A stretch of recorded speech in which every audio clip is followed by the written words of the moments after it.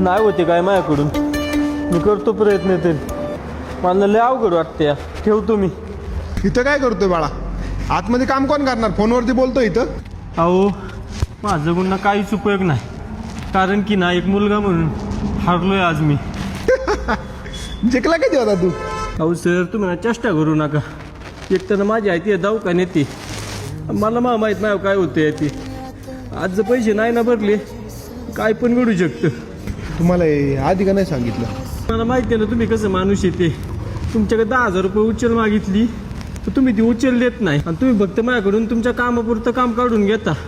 अहो तुम्ही कुणाचे आहे ना करंगळी पण उतणार माणूस नाही. तुम्ही मला 2 लाख रुपये देणार आहे का? केली तुला मदत, 2 लाख रुपये दिले आज तुला. तुम्ही ना चेष्टा करू नका. एकतर ना माझ्या आईच्या जागण्या मारण्याचा प्रश्न आहे.